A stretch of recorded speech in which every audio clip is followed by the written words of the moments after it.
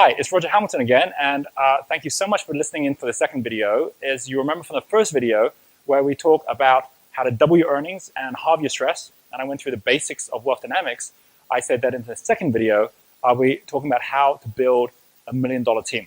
And I also said that to begin with, there would be the 8 questions that I start every day with, which really get me in my flow because it allows me to center on the question, why? It's a little bit like going out into the sea where the waves get bigger and where if you haven't got yourself set on the horizon and got all your instruments set to where you are, it's going to be very difficult to be able to not feel seasick or feel lost or overwhelmed with the things that are happening in life.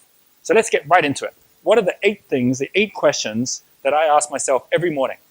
Every great wealth creator, every great success story has got a process of some sort they follow. And you may have your own. But this is the one that I follow. And do take it if you'd like to. Do modify it if you'd like to as well. But the key thing here is that this is all about 3 things.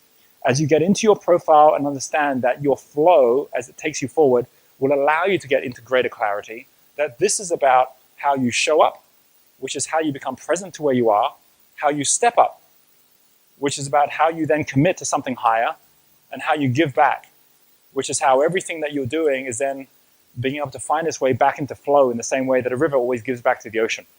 And it starts with 3 questions. Question number 1 that I will always ask myself at the beginning of every day, and I start at 6 in the morning, and I'll get up, and I'll go make myself a big juice, and I'll sit down, and I'll meditate, and I'll come up with answers which are different every day to these questions.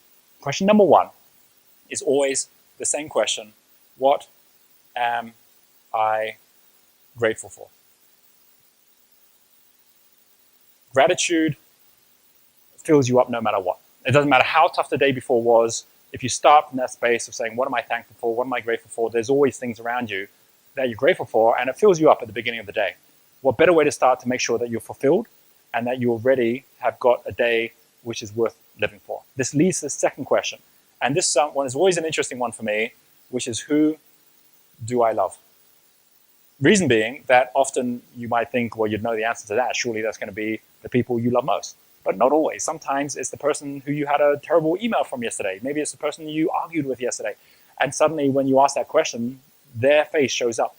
And you can't help but change the way you feel about them when they show up to that question. And of course, it means how you're going to deal with that situation today could be quite different. That's why you should always sleep on a bad email. You should always sleep on an argument where you're then able to come back the next day refreshed. And especially if after a question like that, you're going to come in from a place which is not wasting excess energy, negative energy, or excess time when you could be going on to more positive things. And that leads to the third one, which is why. You'll notice there's a what question, a who question, and a why question here. Why am I so happy? I can't ever even ask that question without smiling because there's always things to be happy about. But I can tell you that this is the question that has taken me through dark moments. There's times in your life when it doesn't seem like there's anything you should be happy about.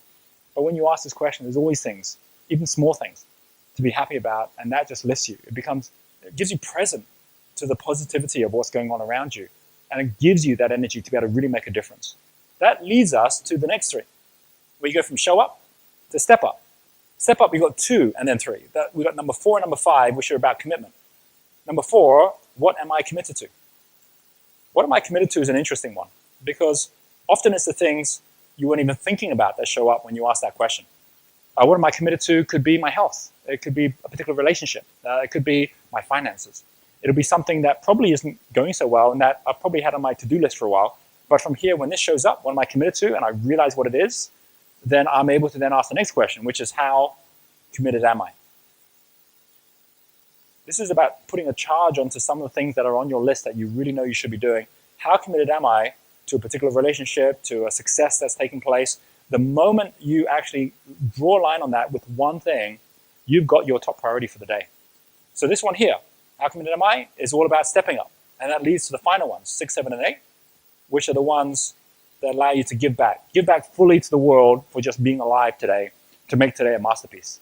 You have number 6. And number 6, which is all about kind of your dance with the universe. For me, it's about asking the question, what is my intention? It's not even about a goal or a target. It's just a general intention. And I might have an intention just to have a fantastic day. I might have an intention that today is going to be the day that I treat myself to something, or today is the day that I'm really going to make someone else's day. So intention is about really saying, here is my promise to the universe today. And of course, there's nothing wrong with then shifting it around to see what the universe might want to do for you. And so my number 7, which is where all the magic happens, is to ask the question, what is my wish? What is my wish? When we talked about wealth dynamics yesterday, when we talked about the video on the different steps or the different lines within wealth dynamics, one of the key things behind the concept of wealth dynamics and these different energies is this concept of genius. That's why we have the genius test, this idea that we have a genius which is inside ourselves already. And that when we get to the purity of that, that shifts everything. Well, the plural of genius is genie. And when we think about that genie, that when you polish the lamp, then you end up getting your wish. That there is already a genie within you, and that genie is just waiting for your wish. And when you actually then make that wish, no matter how outrageous you might think it is, it's incredible when you start getting to flow how often it shows up. I might know that there's someone I need to have on my team. I might make a wish that that's the day that they're going to show up.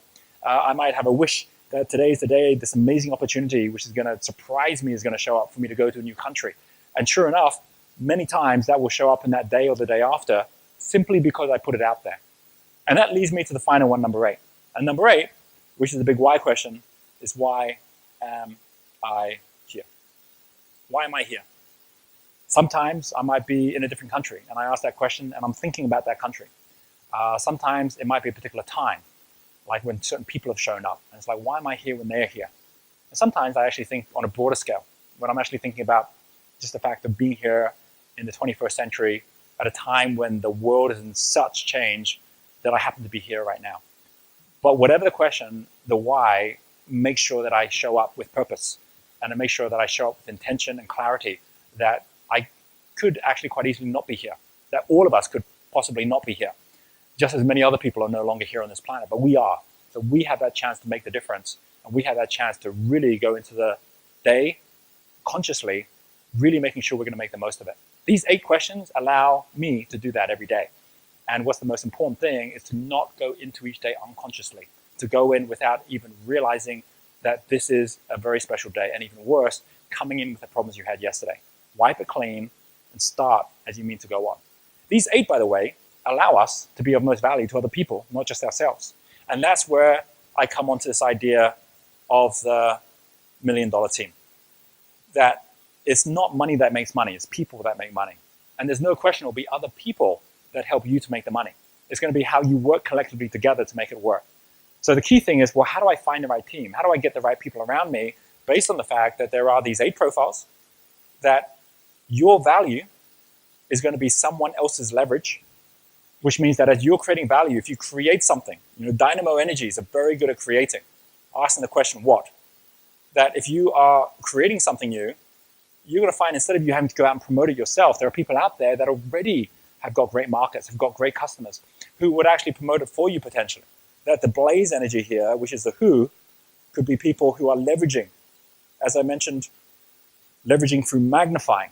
So we have here innovation, which is creativity, leads to magnifying. Magnify is the way that we can leverage here, which then leads to timing, which is the autumn energy, which leads to multiply, which is the winter energy, or the way that we can actually make things simple and multiply them through. It's all about value times leverage, where your value is someone else's leverage. This one here, the blaze, the energy, will always go to this one here, which is the tempo. Tempo energy is the when, which is autumn energy. And then we have the winter energy, which is the question how. And this is steel. Now, what's interesting about this is a lot of us, we get people into our team, or we might actually end up, by the way, you might notice that there's some little fly flying around here. This is in the tropics. I am actually videoing this from my resort, Vision Villas, which is in Bali. And it happens to be at the beginning of a beautiful day. So we are actually sharing this beautiful little room in here with a number of God's creatures. So one thing I want to share with you about this is that in the same way that every animal is going to find that it has a natural habitat, every different profile also has a different natural habitat. If you set up the wrong profile in the wrong habitat, then you cannot expect they're going to stay, and you're certainly not going to get the best out of them. So what is that habitat? I call them the wealth foundations, and it's the most important thing when you're starting to find people that can work with you in your team. The wealth foundation is knowing, just like for a river to flow, first of all, there needs to be a mountain, that with the wealth foundation, for people to flow, first of all, they need to have the right structure in order to let them flow. And they're opposites. So for example, someone who is at the top here, who's very creative, they need something which is their wealth foundation, which is called freedom. Another word for freedom is significance. I remember the times in my life when I thought I wanted to work with somebody, but when I got in their team and they said, right, Roger, you go and just do this and this and this, I just got so demotivated. I found I couldn't be my best. I didn't want to work there anymore. It just didn't even feel good.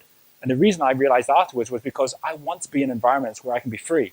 I don't like sitting behind a desk. I don't like just going and following the rules all the time. I like being creative and being different, and that's fine. It's why some people get rid of all their cubicles and actually start working in an open plan space. But freedom is the opposite of this thing here called connection, which is actually the wealth foundation of someone who is at the tempo level. Connection is about knowing, for example, we're connected to our customer.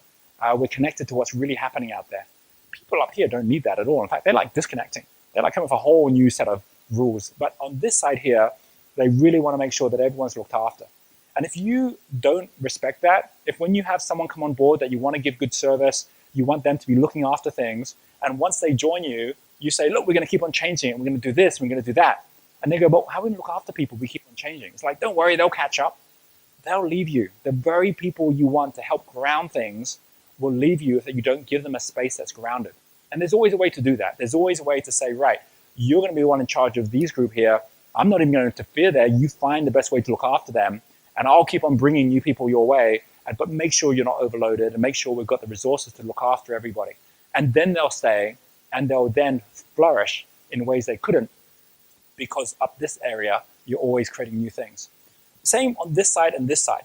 In the same way you have freedom and connection, you also have on this side something which is called variety, because the people who are the people love going out and having fun. They love going out and finding new ways to connect with people. They'll do a lot of their work out of the office, and that's absolutely fine. In fact, if they end up having to do the same thing every day and not having that variety, at some point they'll leave you.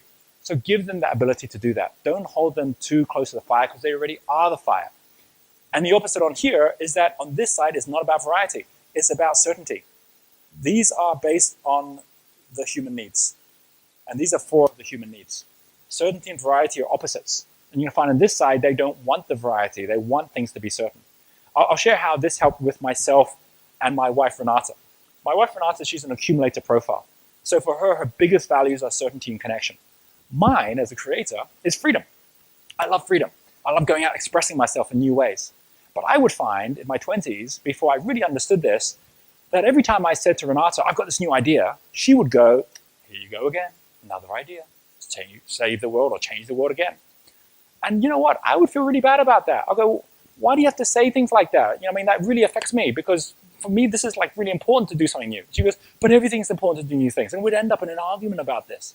It was only later we both realized that when she was sharing the way she was sharing, what was happening was she was taking away, in my mind, my freedom to express in new and different ways. But even worse, the way I was then sharing back was missing the point that by me sharing in that way, that there was something new which was going to unsettle everything, by even sharing that, was taking away her sense of certainty or her sense of connection she needed with me. Once we realize this, then we can talk each other's language. So now, anytime I'm going to start anything new, I said, hey, honey, I've got this idea of doing this. But look, doing this, I could see that this could actually really help us as a family to make this happen or make that happen. What do you think? And get her input on that at that point. Because I'm already talking about the benefits of doing that from her point of view. And she'll say, wow, I really like that idea, and it'll be great if we could do this with that as well. Hey, let's do that at this point, and by the way, go out and do this right now, because she knows how important the freedom is to give me the space to make those things happen. So there's always an element of making this work. Very funny, my daughter, when she first outlined her profile, because you can really start the profiling from a young age, she was, I think 9 or 10 years old when she first did the profiling. And when she did it, she found out that she was over here, star profile. Now, and these were the days where her and her mother kind of had some issues with each other. They were in conflict all the time. And so when she found out she was star, I said, how did that feel? And she goes, well, what's mom? And I go, oh, well, she's going to later. And straight away, Kathleen's looking at that and going, what, she's the opposite to me? And I'm like, yep. And she goes, well, that explains everything. Kids get this, and we all intuitively get this ourselves as well, that we all have different values that really allow us to flourish. And one of your jobs as a leader is that as you build your team, make sure that you aren't creating environments which are all one kind of environment. Create an open plan environment, guess what? Those people who are the steel, the tempo, will feel very uncomfortable in that environment because they don't get the area to concentrate. Create one space which is cubicles or detail areas that are quiet. Create another space which is a nice calm environment where you can serve people. Create a space which is very creative and a space where people can get on the phones and feel really great about the results they're getting speaking to people. Create multilingual spaces, environments that actually work for you. You'll be amazed at the difference that everything takes place. Do not do the number one thing that people that work on their own in small groups do, which is do everything on one desk, or even worse, everything in one home office. Create different spaces which allow you to then shape every single day as a kaleidoscope of different energies that support the right people in the right way. Okay, let's take one more step on this, and then I'll show you how you build your team. The next step I want to show you is that this is not just about creating a foundation, it's about giving you vision. That there are also 5 different elements when it comes to vision. And those 5 elements, and I'm talking now about vision, is about opposites as well, where you're going to find that on the top end here, there is a type of vision which the people who are asking the question what the dynamos are really good at. And it's a vision which is called, should I start a new? I think I should. This is getting a bit busy here. I'm going to start a new one here where vision is going to be the top part, depth of vision. Depth of vision at the top is called perspective. Dynamo energy have perspective. I can sit down and I can write a 5-year plan for a particular business, and I can take bits of information from here or there, but that comes naturally to me. But I'm not so good as the opposite, which is not depth of vision, it's breadth of vision. The number of days I wake up and I've got odd socks on. The number of days that I miss all the detail around me. This one here, called perception, is a different type of vision that tempo energy are very good at, and it's the opposite. Depth of vision, breadth of vision. Think of it like a garden hose. You put the jet on. This is the jet. It can reach a long way, but it can't get much on the sides. So the attention of the people here are where are we going in the future, but they will miss a lot of the issues around them in their business. That might be you, or you might be here at the autumn energy, where it's perception, very good at spotting all the things that need to be done around, but not going to be the one that's going to be able to see 5 years in the future, because you're sensing everything around you today. So this is sensory and intuitive. 2 different types of vision. And in the same way that a garden hose can have depth or breadth, which is connection or freedom, you're also going to find that it can be warm or cold. And that's where the 2 sides here come in. So for example, on this side here, this is all about something called clarity. And you will find that if you're looking for clarity in your team, having someone on this side really is very helpful. Someone who's on the metal side, someone who's a lord, a mechanic, winter energy. And clarity allows you to get certainty. But the opposite of clarity, think about it like a photographer. They'll take black and white photos to get the clearest photos. The opposite of black and white, obviously, is color. And color is a very different sense. It's one where you bring color into the team, where you bring variety into the team. And that's what the blaze energy, the people are so good at doing as well. This allows us to see that within a team, you can build a team which is not just about different people who are all running businesses. This is about different people within your team where each one of them has got a number one talent. The number one talent of someone who's a creator is obviously to create. But to create is very different from what a trader does, which is to relate. So traders, again, a trader is someone that could be able to relate very well with someone. They're not going to be saying, well, that's a great idea, but I've got another idea. They're going to be listening in and asking questions. So relate and create are 2 opposites. You're going to find in the same way that here, this person here is not just about reading. The supporter is someone who can personalize. And personalize is something Jack Welch did very well. Personalize by saying, I'm going to look after each person as an individual. In fact, in his book, Straight from the Gut, he talks about how he had to personalize his leadership because everyone was treated as a number in the early days of General Electric, which is the opposite over here, which is standardize. That's something that a Lord's very good at. They'll create the standards, they'll create the processes, the policies. I would always look for accountants and people who can actually work on the auditing and the analyst side on this side here because they're very good at being able to make sure the details are all in place. So these are opposite. You need different people providing clarity and color. And then this person here is a mixture of create and personalize. They do something called personify, which is they become the creation. Stars do that. They can personify. And personify is the opposite of clarify, which is what you will find accumulators can do very well. A lot of times, accumulators are your very best project managers because they can clarify what needs to be done and when it needs to be done. You find that sometimes the best people to have in brainstorming meetings because you feel the brainstorming meeting with creators and stars, they'll come up with lots of ideas, but they forget to write any of them down. Whereas you'll find that the accumulator writes all of them down and has even prioritized them for you. And then, of course, you have the final two here, which is connect, which is what deal makers do so well, and reflect, which is about being able to reflect back to everybody, here is now where we are. And so these 8 different roles have got 8 different talents, and you can build your team in the right way to make this work.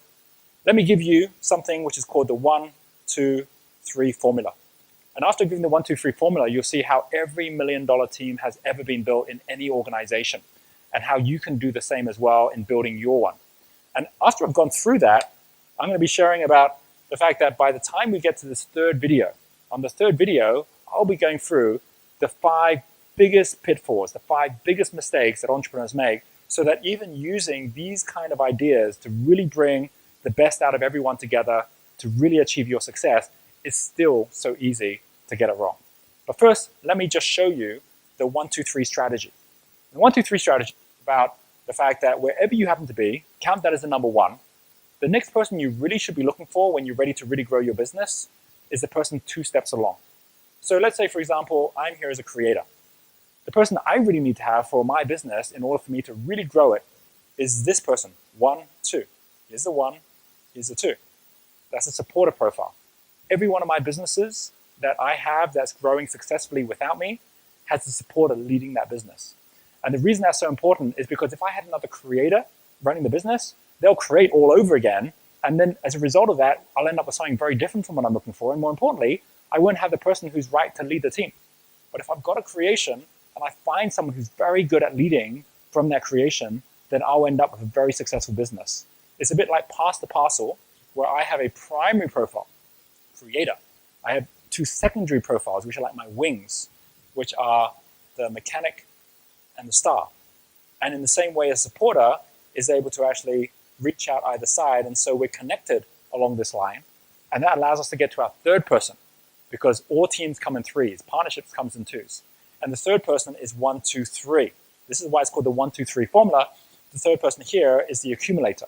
And we'd always look for an accumulator to join the team so that we'll have the right structures and we'll have the right financial management in place. They'll capture by having their secondary here, and all 3 of us cover the square. Think of these as 3 legs to a stool, where if this is a stool, that is a stable pattern in a way that if I had 3 people up here, the stool would very quickly fall over. So for many of us, we go out looking for people just like ourselves to join our team, and then we'll wonder why the team's so weak to truly execute as a business. Once we realize that the people we're looking for are different from us, but complementary, then we can start to see very quickly that 3 people is the minimum it takes to have a really strong team. And of course, from there, you can add others into the team as well. This is the same for any of the other profiles. If I was a star profile, the first person I look for is a deal maker. It's what every sports star has done. It's what every movie star has done. It's what Oprah did when she found her deal maker. That's the beginning of her true success. And then the next person for a star would be the Lord, because that creates also this triangle, which makes it a solid stool. And that Lord would be the one that would actually be doing all the analytics. And it's the same for every other one as well.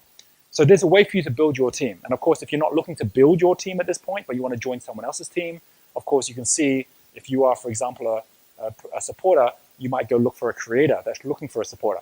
And then straight away, you become of value in ways you cannot by trying to work on your own. So this is all about flow, creating flow. By the way, final thing I want to share is, like I said in the very first video, there is a 5th element. And the 5th element is applying also to the idea of a team. That here, a 5th element has got a different level of vision and a different foundation. The wealth foundation for the 5th element, which is the spirit element, which is the who, is our ability to ask the question why, is all about growth. Growth and contribution. It's our ability to say that we've got to constantly grow, we have to constantly contribute. And once we set that as our metric, then we also get to the fifth element of vision. Because the fifth element of vision is not something to do with sight. If you ever have a chance to come here to Vision Villas, and it's called Vision Villas because it is about getting vision. It's also about giving vision. So we're connected to the John Fawcett Foundation, and we contribute here in Bali to actually giving Balinese their eyesight back through cataract surgeries, which take place through the John Fawcett Foundation and their organization Bali Eye. But what we do here also at this resort is we actually, as well as contribute to that, we also allow people to get vision by coming on programs that we run here. And we have a little statue that you'll find when you come here, which is of Buddha in a Sufi pose. They actually have closed all of their sight. They've kneeled over. They can't hear. They can't see. They can't speak. It's a little bit like the quote we have outside from Helen Keller, who also couldn't hear, couldn't see, couldn't speak. But she had extraordinary vision because she had the one which was right in the center. And the quote outside is that life is either a daring adventure or nothing. It comes not from sight, but from something in the center, which is the fifth element of vision, which is insight. It's realizing that just like a candle, all of Wealth Dynamics and building the $1 million team is not about how you're making money. It's how you're helping other people make money. It's how you're building a team in such a way that, like a candle has wax, which pretty much every time you take away some wax and give it to someone else, you've got less wax. So it becomes a zero-sum game where we're all trying to take from each other. But a candle also has a second part, which is the flame. And the key thing is knowing that it costs a candle nothing to light a candle. That this is about your flame, not your wax. It's about knowing that you can light another, and as you light another, you suddenly realize what the point of the candle is, which is to illuminate. It's to let, by lighting one after another, the people around you, let the whole world shine. So on that note, I'm going to bid you farewell from this video. I hope you can take some of those tools and from the 8 questions we went through, reorganize your day, set it up for success, and start going out to see where you can be of most value to other people in their team and who is going to be of most value in your team. Most importantly, set your wealth foundation, set your vision, and don't expect you're going to do it all on your own. There are others around you that are there to share the journey with you as well. And then I will see you in our third and final video in the coming days.